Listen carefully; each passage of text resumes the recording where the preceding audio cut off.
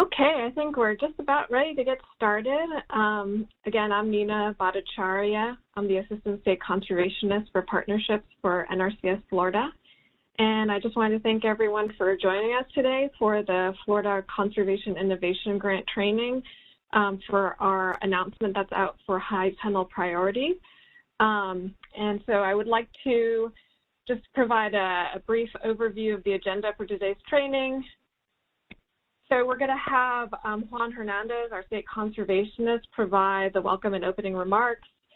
I'll be going over a brief introduction on our conservation innovation grants. While today's training is really focused on the state CIG, there are 2 national CIG announcements that are open as well that I'll briefly touch upon and make you aware of. We're going to then have Nathan Ficker, our state resource conservationist, provide an overview of NRCS high tunnel systems. Keisha Harvey, our assistant state conservationist for programs, will be providing information on EQIP eligibility requirements. So all CIG proposals must have EQIP eligible producers involved. And then I'll be providing an overview of the application process and requirements, ending with closing remarks by Juan Hernandez. Just a couple of housekeeping items I wanted to touch upon.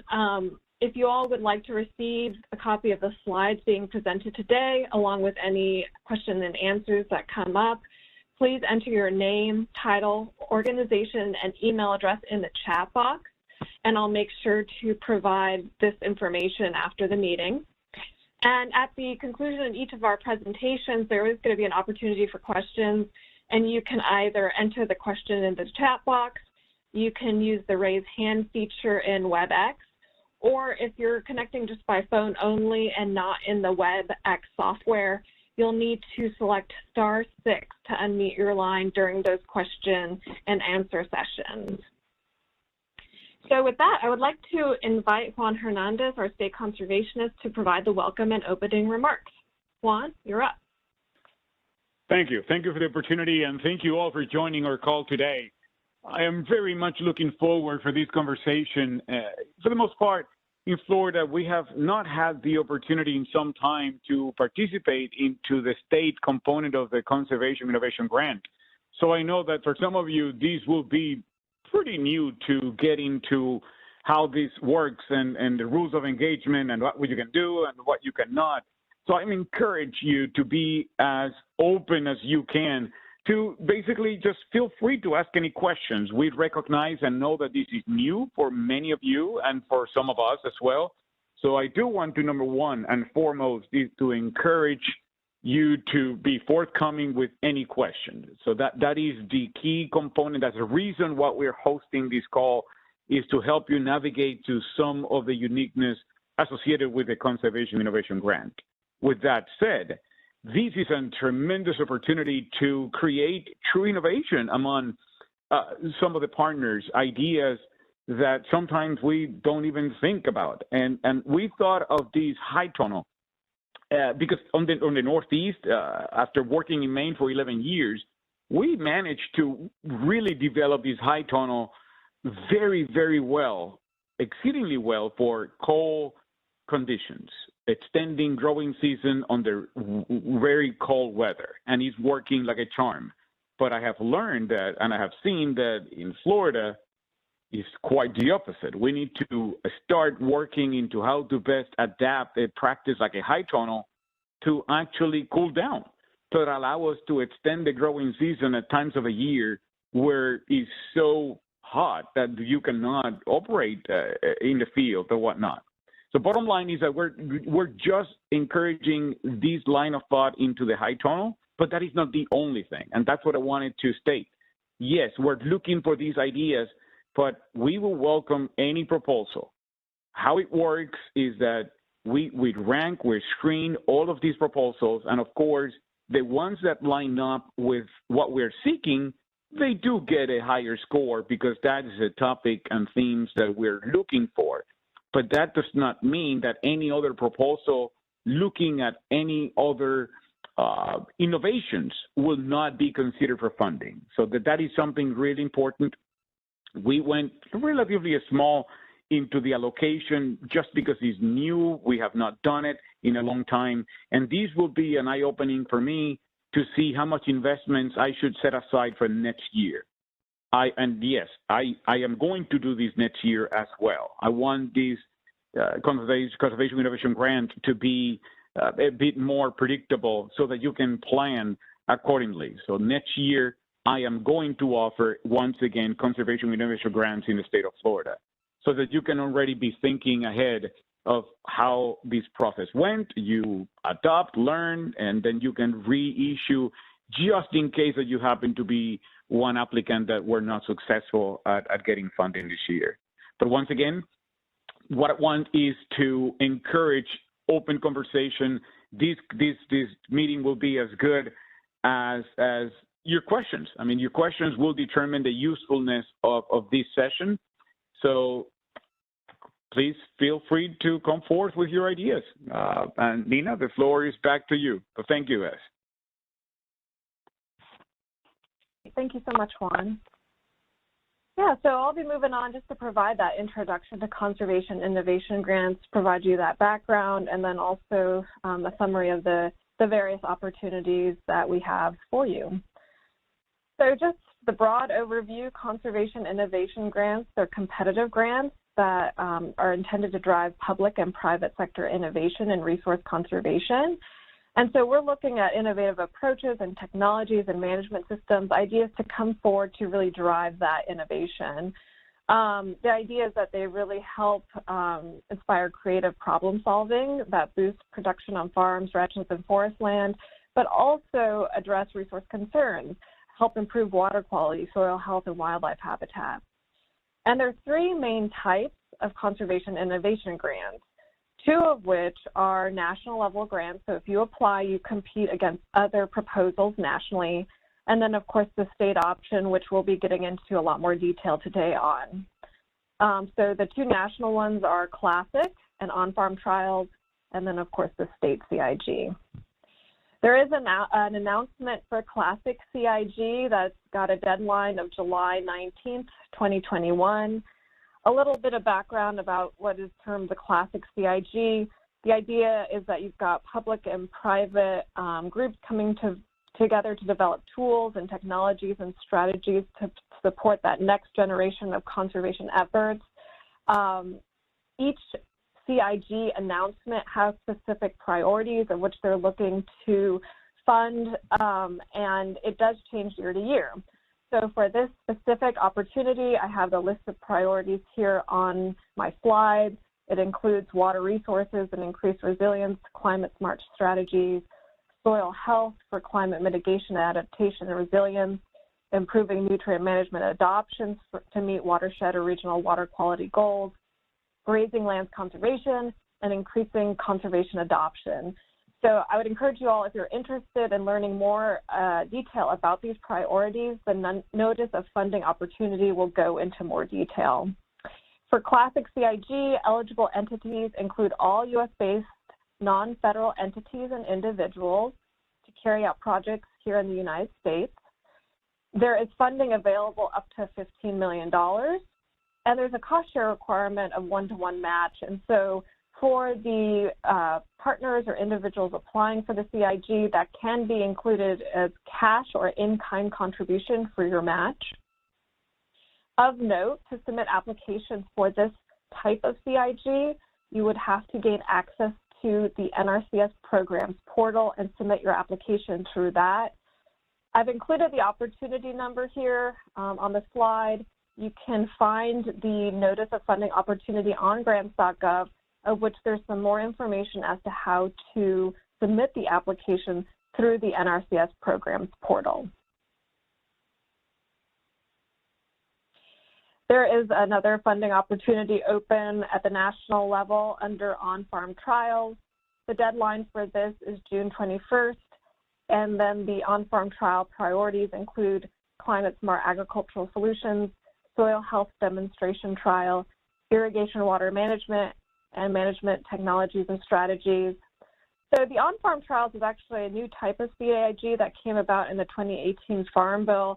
And the idea is to do even more widespread adoption of the various innovations, whether they're technologies or strategies or systems being put into place. And of note, under on-farm trials, there are incentive payments that can be paid to producers to address any foregone income by implementing whatever innovation is being proposed. So for this particular type of CIG, the eligible entities include private entities whose primary business is related to agriculture, NGOs, non-governmental organizations with experience working with ag producers, or non-federal governmental agencies. And the funding available under this type of CIG is $25 million, of which $10 million can be allocated for soil health demonstration trials. The cost share to be provided under this type is a minimum of 25% of the total federal funds being requested. And you would submit this type of application through grants.gov. And similarly, I have the opportunity number here on the screen, as well as the link. So just encourage you all to take a look at that. The PDF for the Notice of Funding Opportunities for both this and the classic version can be found and go into quite a bit more detail. If there are any questions that come up after the fact regarding these two, I can be available to discuss. And for the remainder of the presentation, our focus is going to be on the state CIG that we've put forward for the priority high tunnel systems. But as Juan mentioned, we are open to reviewing and receiving other applications as well. Just a reminder for the state CIG that the deadline is July 12th, 2021. Similar to the classic version, the eligible entities include all U.S.-based non-federal entities and individuals to carry out projects in Florida. The total funding available under this announcement is $300,000. And for individual awards, the award floor is $5,000 and the award ceiling is up to $75,000. Applicants are expected to contribute the one-to-one match or cost share for their proposal.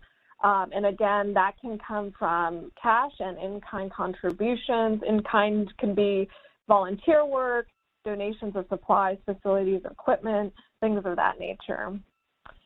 So for historically underserved producers, veteran farmers and ranchers, or community organizations that represent these groups, that cost share can be reduced down to 25% of the federal request.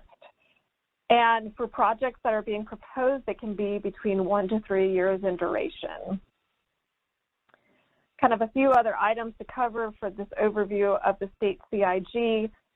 You will submit an application through grants.gov. There's the opportunity number here on the screen along with the link. And I'll be actually going through the process in grants.gov in a little bit more detail later on in the presentation. I also want to make note that we are setting aside up to 10% of the total funds, so that's $300,000 available for proposals from historically underserved producers, veteran farmers or ranchers, or community-based organizations comprised of or representing these entities. And if you have any questions as to kind of the definitions that we as NRCS use for these groups, then I would be happy to answer them. You can also provide find that information at 7 CFR 1466.3. I do want to also make mention that the grant agreement does not include substantial involvement from NRCS when carrying out the activities. And what I mean by that is if you are selected for funding and we enter into this grant agreement with you, then it's really upon you all to identify producers and really carry out that project with very minimal involvement from NRCS. We are available to assist in providing guidance for producers meeting NRCS eligibility. We also have some involvement with completing environmental evaluations, but it's really limited to those things. When it comes to the project activities, the applicants and then awardees are really expected to carry those out on their own. So a review of the dates. Again, Wednesday, July 12th, 2021, that is the deadline for the CIG, for the state CIG. We are anticipating making selections by Monday, August 30th, 2021. we expect to have grant agreements signed by November 21st, which is a Friday. And then the anticipated start date for these projects is December 6th, which is a Monday. And so when you're planning out your proposals and timelines, you can have in your mind that an anticipated start date would be that around that December 6th timeframe. So now I would like to open it up if there's any questions on this overview that I provided. Again, you can enter your questions in the chat box, or if you need to raise your hand, we can have your line unmuted.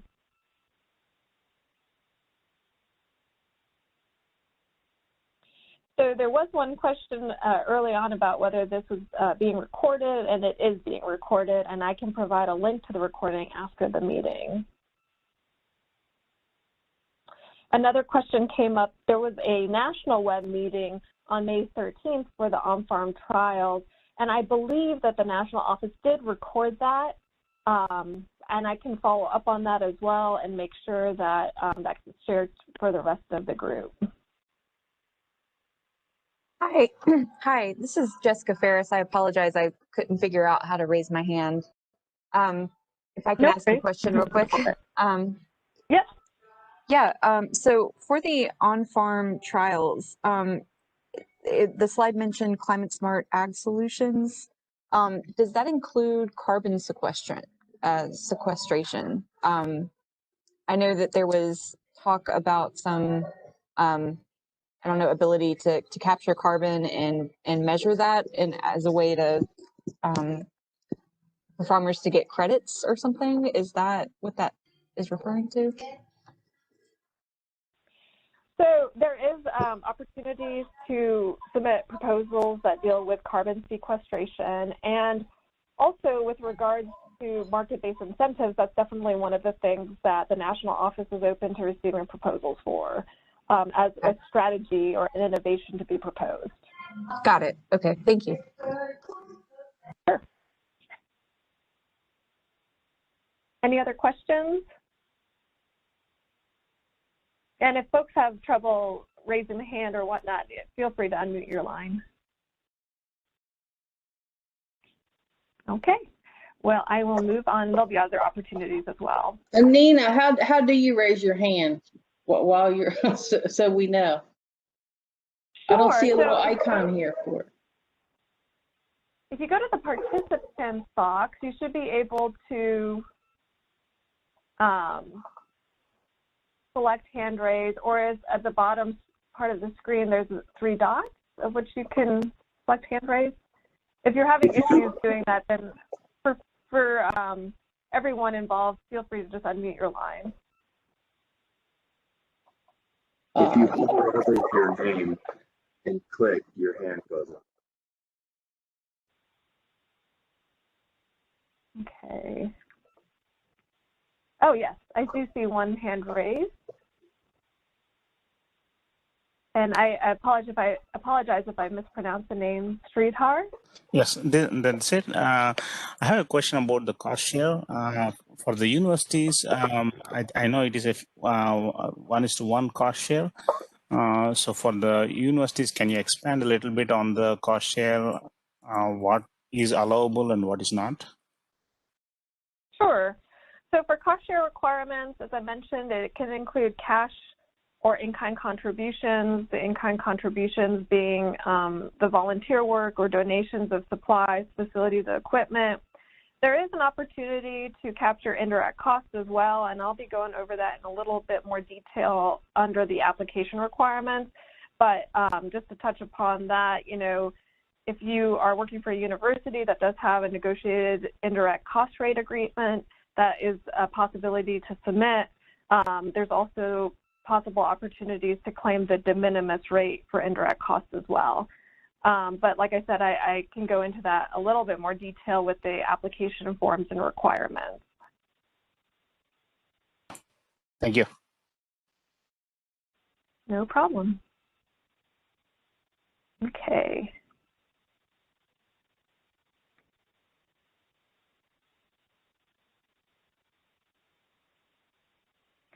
And a question did come up, so what are the priorities for this CIG as far as resource concerns? That's a great question. So for the state CIG, the priority is degraded plant condition is the priority resource concern.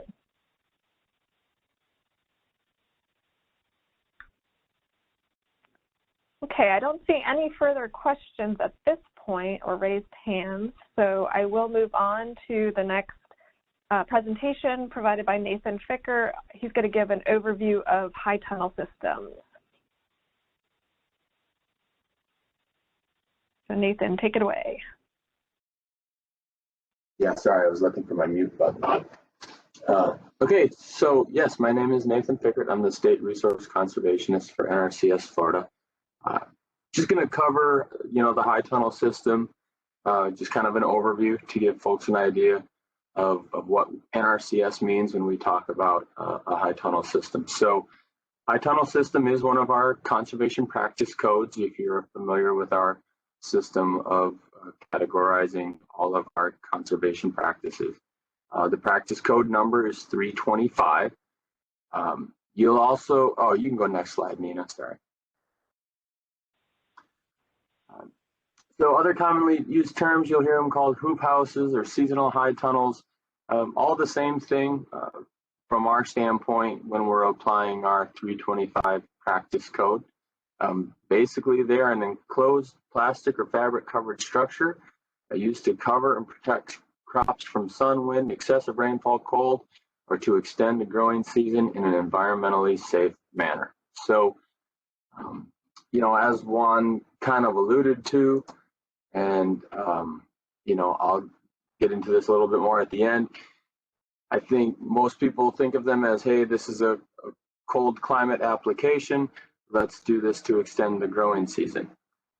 That is somewhat true, but as you can see in our purpose here, there's other reasons that we would say go ahead and install a high tunnel system. Next slide, Nina.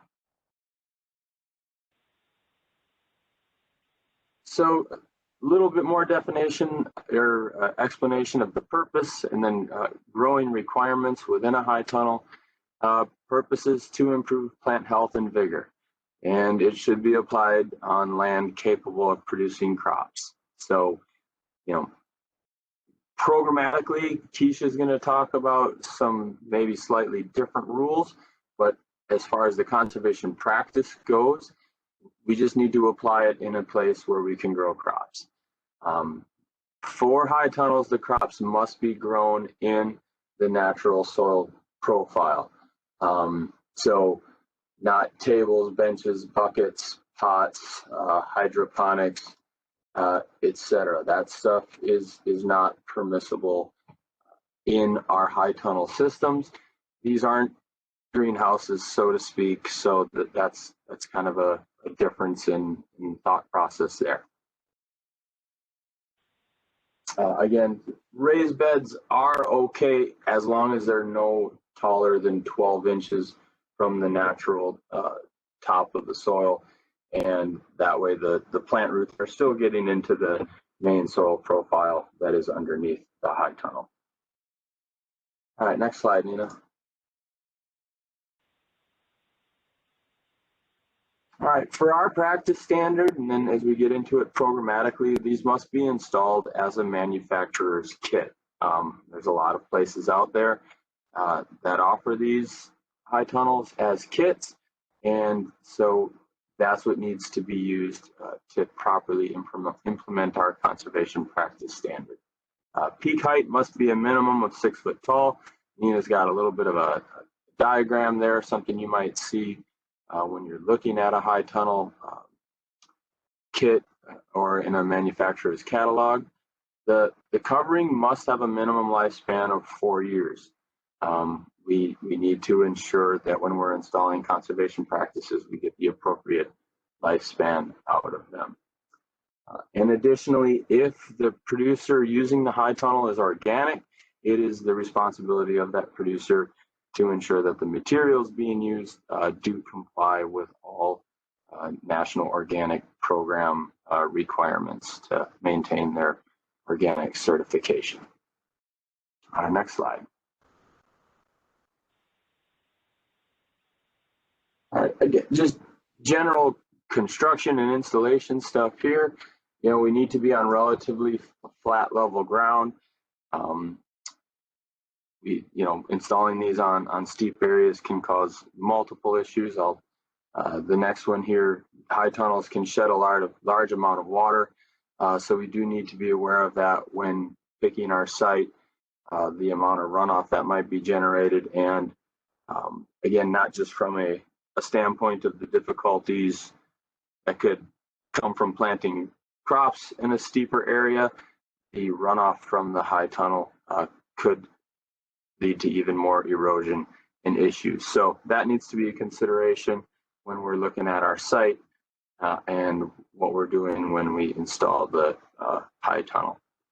And additionally, the plastic or the fabric might need to be taken down when we're outside of whatever growing season we're shooting for, or if possible, before intense storms come to keep the structure from being damaged.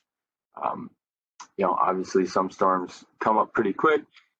So from a practical standpoint, may or may not always be able to do that. But in general, if there's big storms coming, specifically hurricanes or something that is known to be on its way, we definitely recommend taking down that plastic to ensure that we don't damage, the structure isn't damaged during the storm. Next slide.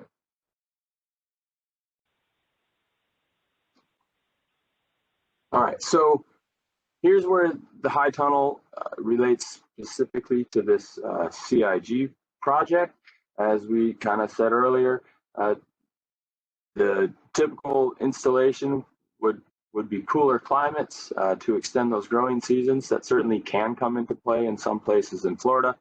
Certainly the Panhandle and other northern areas, we can extend growing seasons into the fall and coming out of winter with a high tunnel.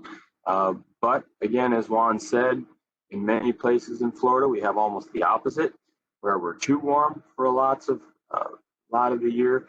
So that's what we're looking for here. What are some ways to extend the growing season, innovative solutions for dealing with this hotter weather, but perhaps still providing that shelter from extreme storms or other extreme weather, but not letting it get too hot within the high tunnel for whatever we're trying to grow. So, that's what we're looking for, and we don't exactly know what that is. That's why we want the CIG. Is it fans? Is it special venting systems or other techniques? So anything that we can use and be innovative with to extend the growing season, use high tunnels in Florida, and get their full benefit, that's really what we're looking for here. So with that, that's all I have. Any questions?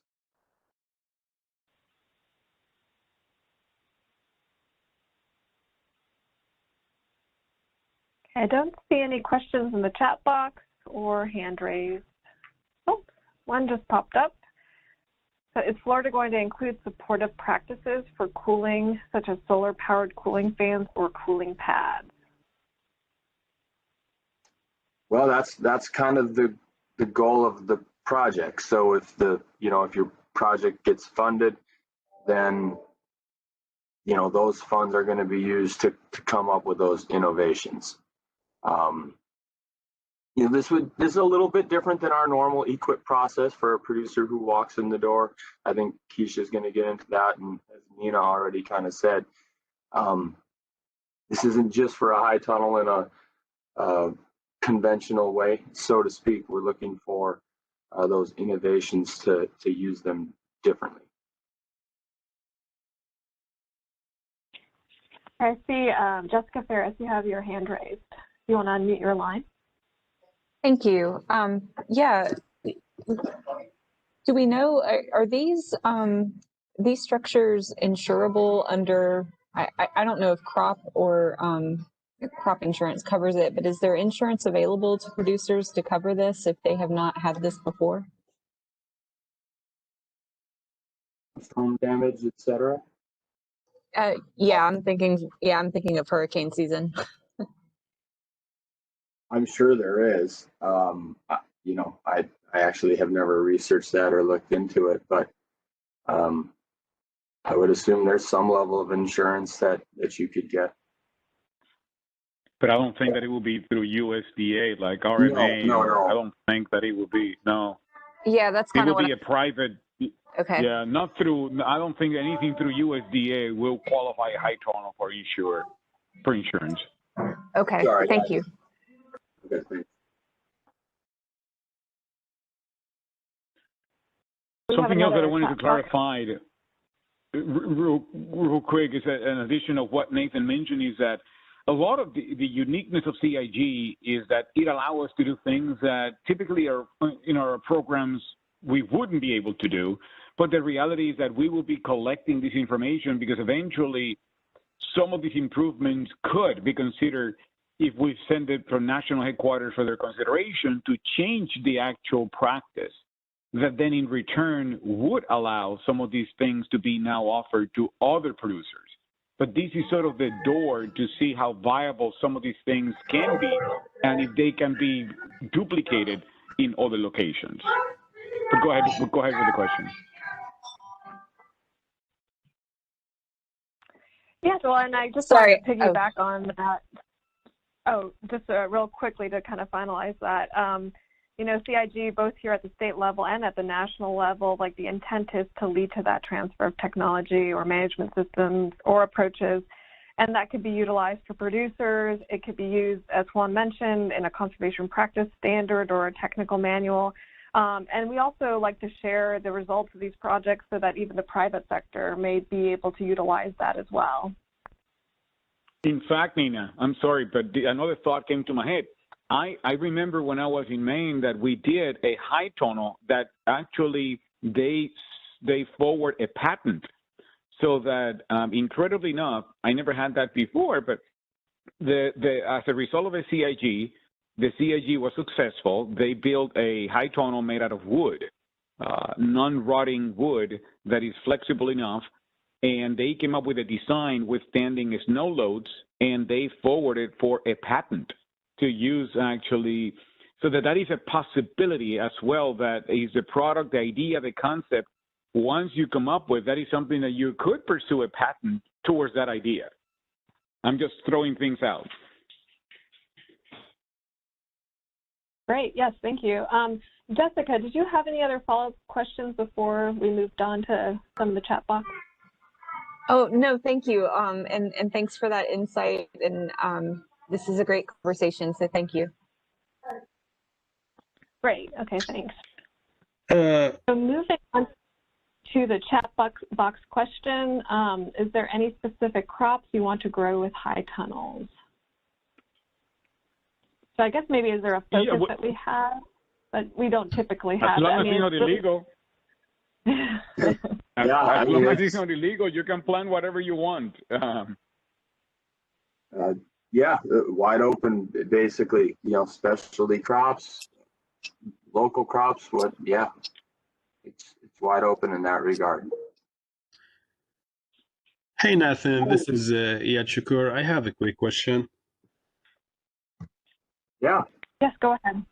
Yeah, you have mentioned the organic production. And in speaking of that, is this one of the requirement, or just in general, if the people who are applying for these funds, if they are planning to have something organic, they need to get some requirements that you mentioned? But I don't think the organic production is one of the requirements for the high tunnel system funds. But that's right? Correct. Absolutely not. It's just something that I like to bring up because I would hate for someone to buy some sort of plastic or material that would have them lose their organic certification because they weren't really, you know, thinking about it in that context. That's the only reason I bring it up. Oh, okay, makes sense. Thank you. Or the management, because the management of an organic production requires certain cycles, so that they need to be vigilant that by them participating in this high tunnel, that they put their certification at jeopardy. That's it. That's right. Thank you.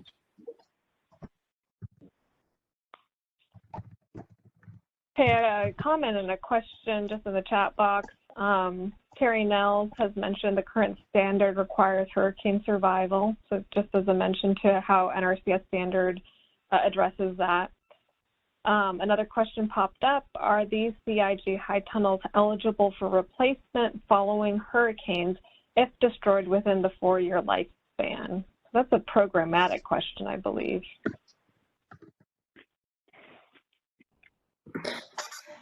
Nina, can you repeat that question for me?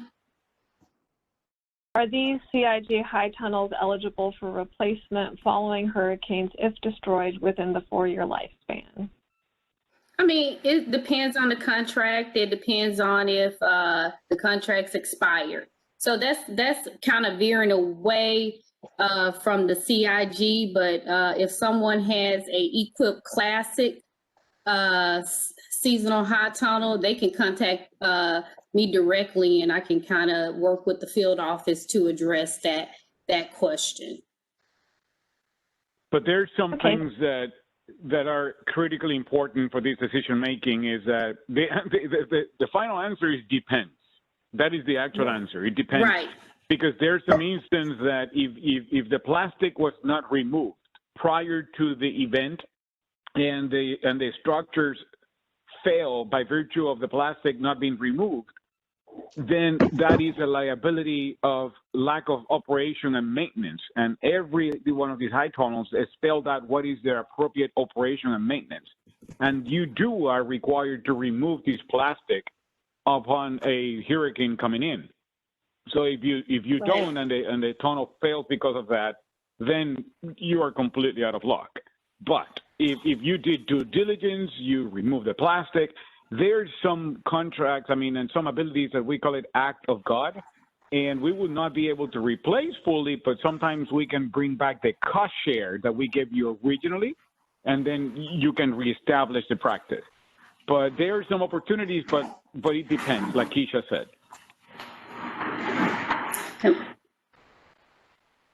And we can address specifics if anyone wants to contact me, for sure. Yeah. Okay, I don't see any other questions in the chat box or hands raised, so we can move on to the next part of the presentation, which is Keisha Harvey, and she'll be going over EQIP eligibility requirements. Thanks, Nina. Good afternoon, everyone. As Nina mentioned, my name is Keisha Harvey. I am the Assistant State Conservationist for programs in Florida. I cover other various programs, including EQIP. My portion today is to go over the EQIP eligibility for a producer as it relates to CIG. Next slide, please. All CIG projects must involve EQIP eligible producers that meet EQIP eligibility requirements. Producers will need to go to the Farm Service Agency to establish farm records. So there is a Farm Service Agency that covers every single county in Florida. So that's searchable on the web, or if you're having difficulties, we can assist you with locating the Farm Service Agency for any of the counties you need. So one part of the eligibility is to be in compliance with the hydro-rollable land and wetland conservation provisions, be a person, legal entity, joint operation, Indian tribe, or native corporation who is engaged in agriculture production or forestry management, or has interest in agriculture or forestry operation. Have control of land involved for the term of the proposed contract period, And to reiterate, producers for CIG must meet all other eligibility associated with EQIP. Next slide, please.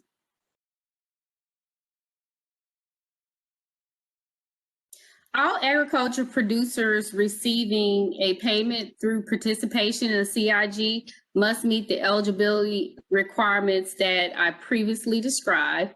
In addition, all CIG payments are subject to the adjusted gross income limits. All agriculture producers receiving a payment through participation in a CIG project must have an adjusted gross income that does not exceed $900,000. If awarded a grant, grantees must self-certify and maintain records showing that participating producers receiving payments using CIG funding meet the EQIP eligibility and AGI requirements. Next slide, please. I want to touch on EQIP payment limitations and duplicate payments. CIG awards in and of themselves are not limited by the payment limitations, which imposes $450,000 payment limitations for all payments made to persons or legal entities under EQIP contracts entered between 2019 and 2023. I just wanted to bring this up in case there's anyone out there who's familiar with our regular EQIP, that payment limitation does not apply. So that's just noting that so you guys are aware. Next slide, please. Okay, and lastly, I want to touch on duplicate payments. Accordingly, direct or indirect payments cannot be made for practice for which an individual or legal entity has already received funds or is contracted to receive funds through any USDA conservation program. And some examples are the Conservation Reserve Program, EQIP, Conservation Stewardship Program. If awarded a grant, grantees must self-certify that payments to producers using CIG funding are not duplicative. So, you know, you want to work with whoever you identify to make sure that they're not receiving USDA payments from any other USDA agency that will be considered duplicate payment for that same practice on the same land use, on the same land, acres. So this is just going over, you know, eligibility. Producers must be EQIP eligible producers, and you would have them, or you will work with them to go to the Farm Service Agency to make that determination. And again, there's offices for the Farm Service Agency that service every county in Florida. And so there's other eligibility that may apply that's not listed. So I would strongly encourage you to work with your producers to contact the Farm Service Agency ahead of time and have a conversation with them and schedule an appointment to determine any additional eligibility based off of, you know, their uniqueness or circumstances that they may need to complete to become EQIP eligible for CIG. And that's the end of my slide. Any questions?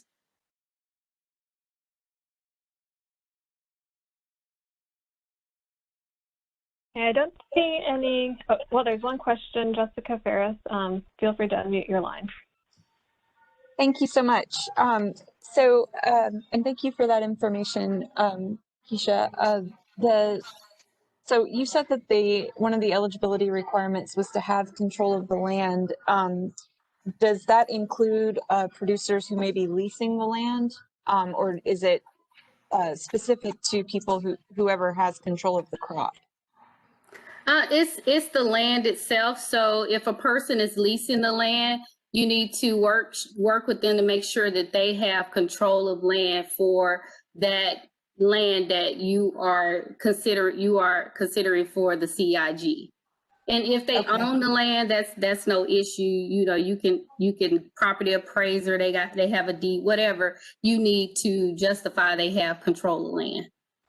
And follow up to that, are there any crop insurance requirements for, you know, if you're going to have an operation within one of these high tunnels, do y'all require them to cover that crop and insurance in any way?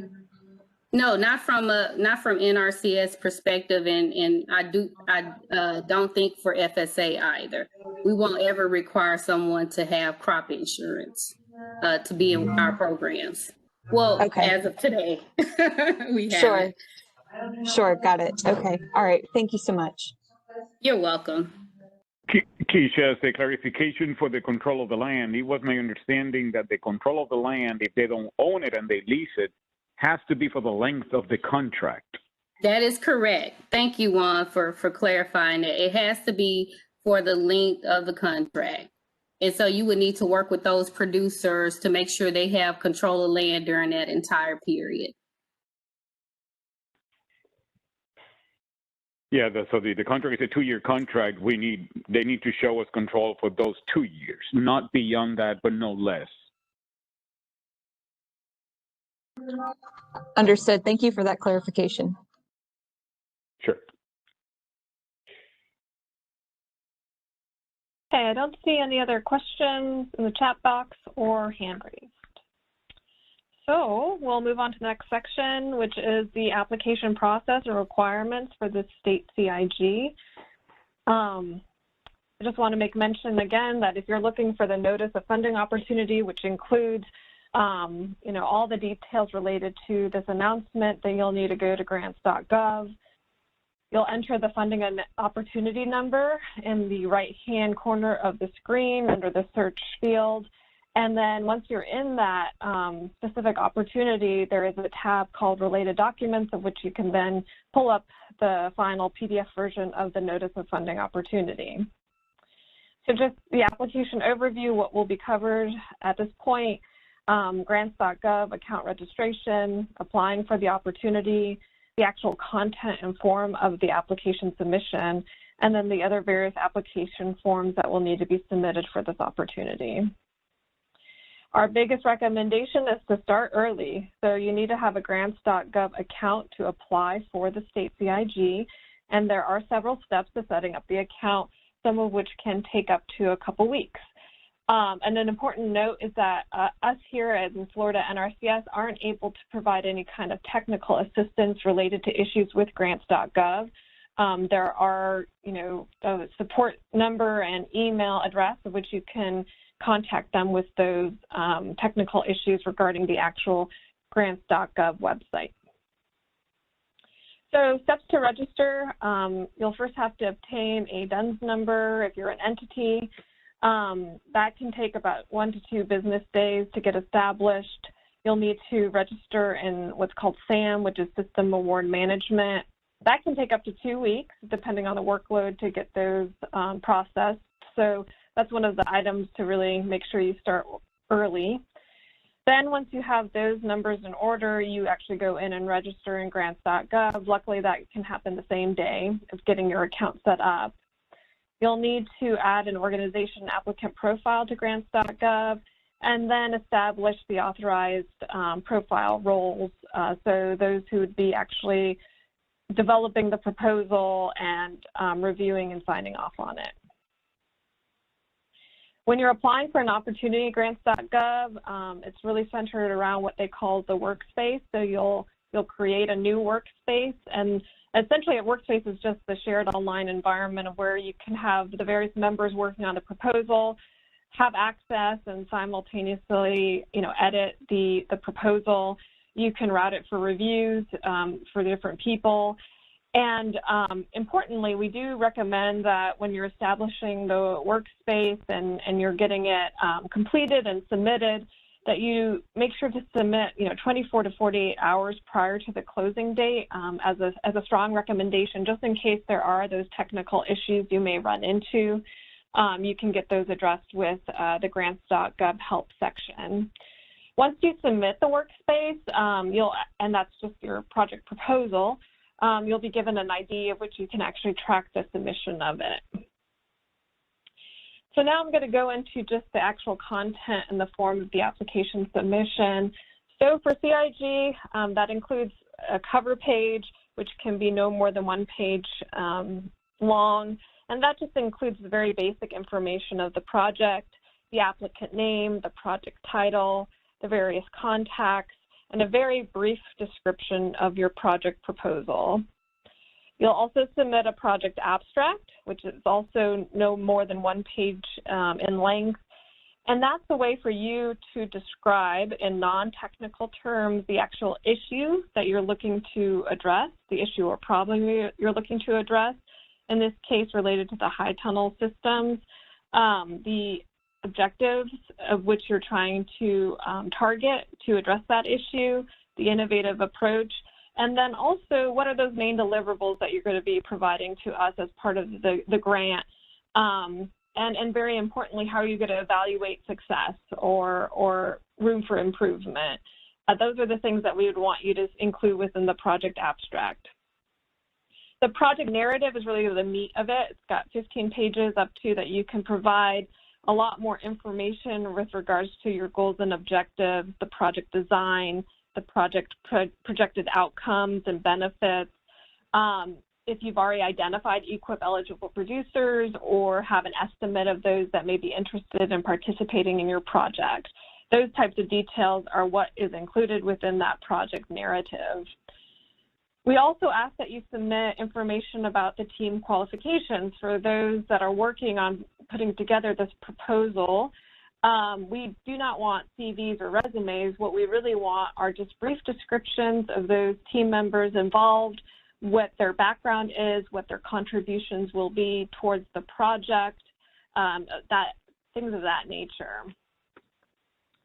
Another item that you'll have to cover as part of your application is assessment of environmental impacts. So, depending upon the types of activities that you are proposing, you'll need to identify what those projected environmental impacts will be. Because this is federal funding, activities, especially that are related to the NRCS funding, are subject to the National Environmental Protection Act, or NEPA. And NRCS is required to do environmental evaluations for all CIG projects. So in particular, we'll want to know if there's ground disturbing activities going on.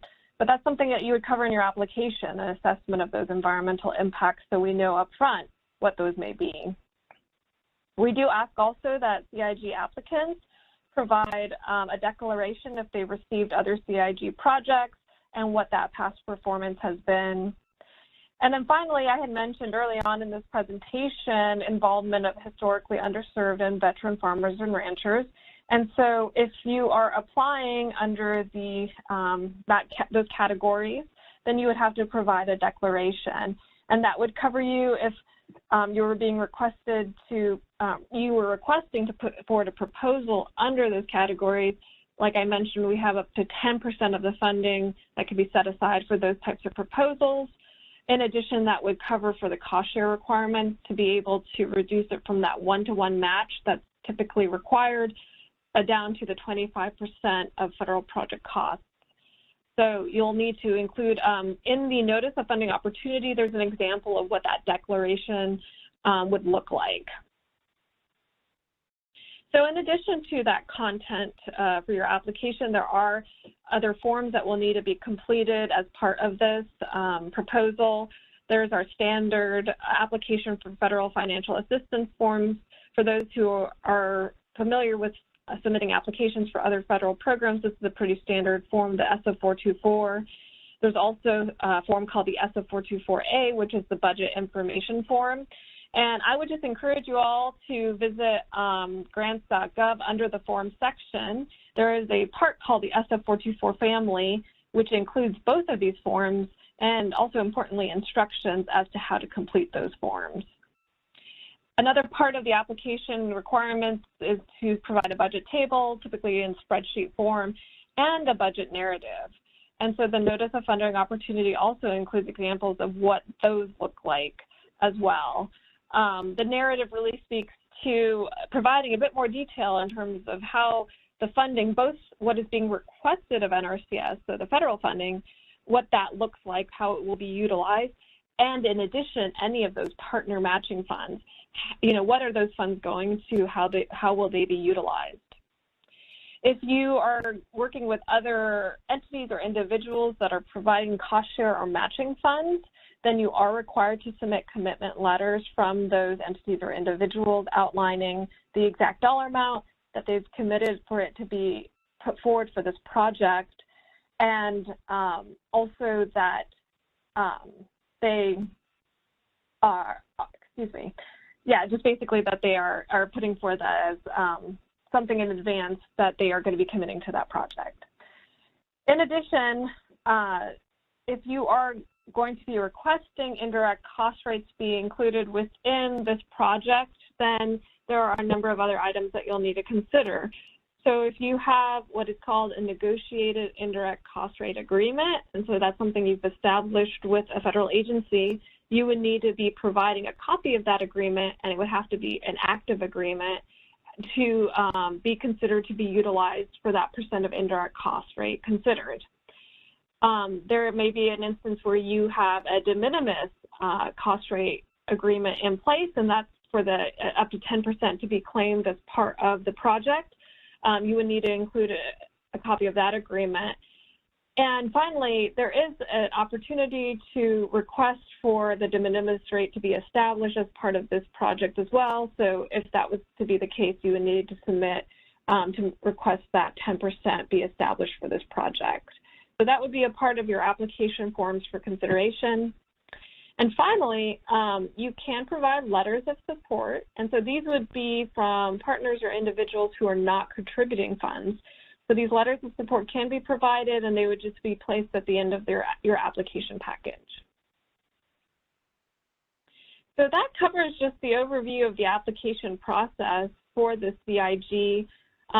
Like I mentioned, you really need to go to that notice of funding opportunity to provide to have more details with regards to these sections. There's some nice examples of a lot of these different forms at the end of that notice of funding opportunity. So I'm opening it up for questions at this point for the application forms, but then also for other items you might have come to mind from our other presentations.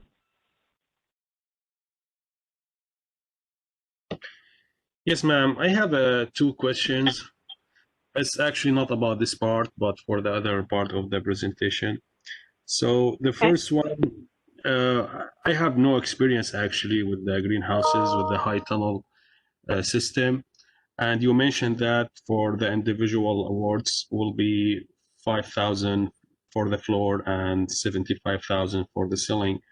But based on your experience, guys, do you know how much does it cost for the one greenhouse with the high tunnel system? And the second question, you guys giving out this grants, you know, to get some useful data in Florida. So how you will follow up with the people who got the grants? Like, should we report you like a monthly report, or how we will follow up with that? Thank you. Okay, thank you for those questions. Keisha or Nathan, would you be able to speak to how much the high tunnels cost by chance? Typically, at least what we have in our payment scenarios. Yeah, I can weigh in on it. Based on my experience with the high tunnels, about 2,700 square feet, range from $8,000 to about 10,000. So that's my experience on what producers did when I did work with seasonal high tunnels. So I can give you that feedback based on that square footage. And that is a full size. That's important to say that is a full size, right, Keisha? That's what I've seen. Or that is a half tunnel. Right. I've seen most of the high tunnels. Probably not last year, but prior to that, that's the max we allow for EQIP at one point years ago. So that's my frame of reference on what has been done in Florida. This year we did something different though. So yeah, that's the max we have allowed, not for CIG, but just period. So that's my frame of reference on cost. But I know that they, so for the person that asked before, I do know that suppliers do offer half a tunnel. So you don't have to necessarily, depends the scope, of course, or how you want to trial and whatnot. But there is suppliers that will offer half a tunnel. It's just, it varies into, and you will see it's a universe of sizes and shapes from these high tunnels. But some of them do come that you don't have to buy the full length. Yeah, I know that you have another question. Go ahead. I was just going to mention that in terms of Keisha providing the costs related to our cost share rates and experience, that's that's established by NRCS for all of our conservation practices. But as Juan mentioned, I mean, there are a variety of different types of high tunnel systems out there and suppliers. And so as part of this grant, it's really up to that partner to identify which ones they were wanting to target, which sizes, and then of course, whatever innovative practices or approaches, technologies that you're looking to include as well. Christine has some, Coffin has some good comments on the chat about the tunnel itself.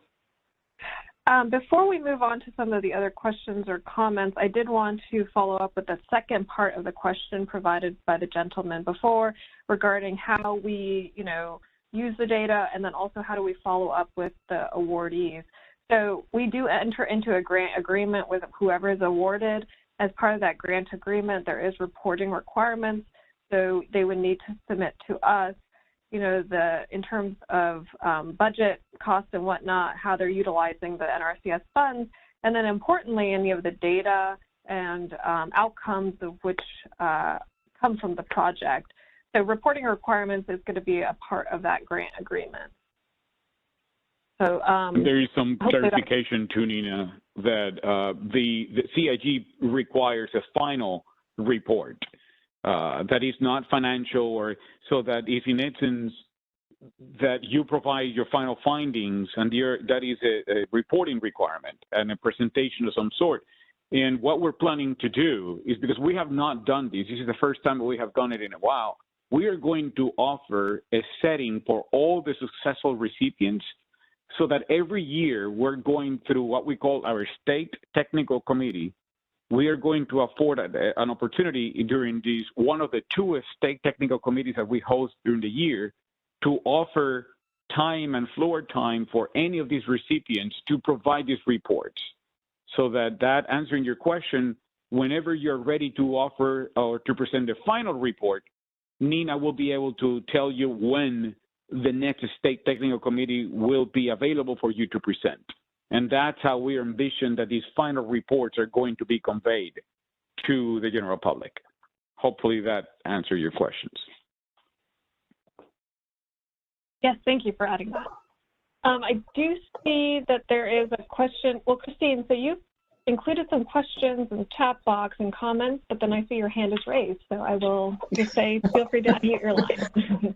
I'm unmuted. I have a question. If you locally have producers that already have high tunnels installed, in your proposal, can you count those high tunnels that already are existing as a matching contribution to the project without having to install a new high tunnel just for the CIG research or demonstration? They can, as long as we didn't pay for it, number one.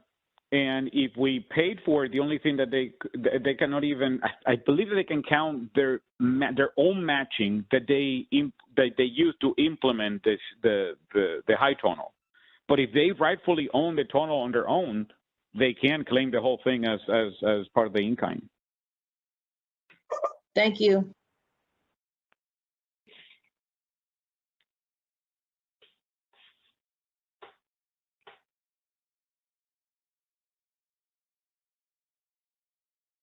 Okay, I see that you've provided some other comments, Christine, in the chat box for those who may be interested. I don't see any other questions that have come up or raised hands.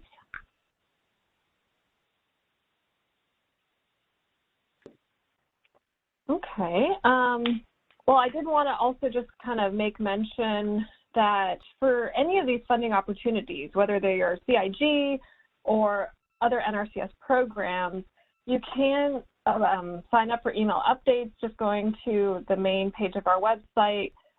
You can even search just for Florida NRCS and come to this page. And at the top, there is a sign up for email updates, and you'll get news releases for all the funding opportunities, technical resources, and so forth. So just encourage you all to do that if you haven't already. And if there's no other questions or comments, then I would invite Juan Hernandez to provide the closing remarks. I have a question, Nina. I do, sorry, Juan. You said you were going to find out about that on-farm demo SIG and see if that information is posted for those of us on here that are interested in that as well. When you send out the link to this recording, can you include that if you find it, or a person that we can contact about it? Yes, absolutely. I'll go ahead and do a search of any other trainings that have been offered for the national CIGs and provide that within the follow-up to this meeting. Thank you. So I wanted to thank you all. It's always nice when we get meaningful engagement and questions and whatnot. I appreciate your openness to come forth with your questions, but even more, your willingness and interest on the conservation innovation grants. Like I said, we are going to continue to support these for the foreseeable future. It's fun to see what ideas people do come forth, and I do admit that I have seen things that I was not even thinking. It's been fascinating to hear and see some of these thoughts coming to fruition through these proposals. So I want you to encourage others to participate, but of course I want you to be, I know that you want to be successful, so less competition will be better for you. but once again, I wanted to thank you for it, and looking forward for your proposals to come forward. And we will offer, keep in mind, Nina will be there to answer any questions from you, and she posted her email and phone number so that she can guide you through the process. With that, thanks for participating, and have a great afternoon. Bye-bye. Thank you all. Thank you. Welcome. Bye-bye.